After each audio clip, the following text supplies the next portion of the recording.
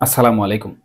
সাম্প্রতিক সময়ে এনসিপি কেন হঠাৎ করে বাংলাদেশের সেনাবাহিনীর বিরুদ্ধে কঠোর ভাষা ব্যবহার করছে? তাদের এই অবস্থানের পেছনে কি কারণ লুকিয়ে আছে? আপনারা জানেন, সম্প্রতি বিভিন্ন রাজনৈতিক মঞ্চে এনসিপি নানা ধরনের বক্তব্য দিচ্ছে।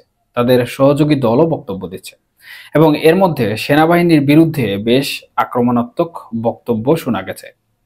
তাদের একজন নেতা তো ক্যান্টনমেন্ট ভেঙে দেয়া এবং সামরিক বাহিনীর বিশেষ বাহিনী ভেঙে ফেলার হুমকি দিয়েছিলেন কিছুদিন পূর্বে। এ ধরনের কঠোর ও উস্কানিমূলক ভাষা কেন ব্যবহার করা হচ্ছে?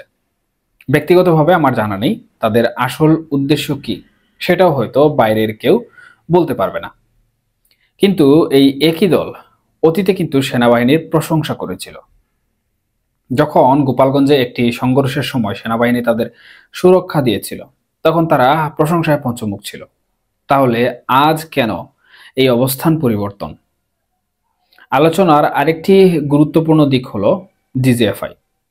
এনসিপি নেতা নাসিরউদ্দিন পাটোয়ারি ডিজিএফআই সদর দপ্তর ধ্বংস করার হুমকি দিয়েছেন। তিনি বলছেন এই সংস্থার কোনো জবাবদিহিতা নেই এবং এর একমাত্র উদ্দেশ্য হলো মানুষকে নাকি ভয় দেখানো।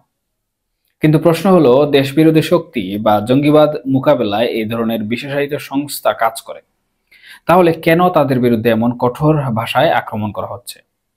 এর পেছনে হয়তো কোনো বিশেষ উদ্দেশ্য থাকতে পারে, যা সহজে বোঝা মুশকিল বা ধারণা করা মুশকিল। এই পুরো ঘটনায় সবচেয়ে রহস্যময় দিক হলো সেনাবাহিনীর নীরবতা। দেশের সার্বভৌমত্ব এবং নিরাপত্তা নিশ্চিত করার দায়িত্বে থাকা একটি শক্তিশালী প্রতিষ্ঠান কেন এই ধরনের উস্কানিমূলক বক্তব্যের বিরুদ্ধে কোনো কঠোর পদক্ষেপ নেয় না? প্রত্যেকবার তারা কেবল এগুলো সহ্য করে বসে থাকে। এখানে একটি বিষয় আমার মতে কাজ করছে, সেটি হচ্ছে সেনাবাহিনী হয়তো এই দলগুলোকে তাদের সীমারেখা কতটুকু তা দেখতে চাইছে। আর পরের বিষয়টি হয়তো এটি একটি বৃহত্তর রাজনৈতিক ষড়যন্ত্রের অংশ হতে পারে, যেখানে সেনাবাহিনী কোনো ফাঁদে পা দিতে চাইছে না।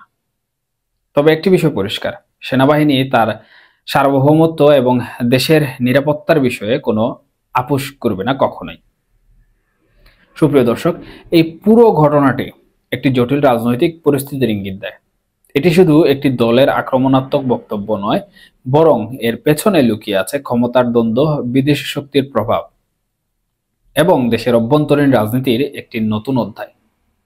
এ বিষয়ে আপনাদের মতামত আমাদের কমেন্ট বক্সে চাইলে জানাতে পারেন। রাষ্ট্রের সর্বোচ্চ বাহিনী যদি প্রত্যেকবার এমন তুচ্ছ-তাচ্ছিল্যের শিকার হয়, তবে এর ভবিষ্যৎ কি হতে পারে তা নিয়ে বিশ্লেষকদের মধ্যে কাজ করছে নানা ধরনের উদ্বেগ। দেখা যাক সেনাবাহিনীর কাছ থেকে এই বিষয়ে আমরা কি বার্তা পাই, নাকি কোনো ধরনের বার্তাই তারা দিবে না। এখনকার মতো এই পর্যন্তই। সবাই ভালো থাকুন, নিরাপদে থাকুন। আল্লাহ হাফিজ।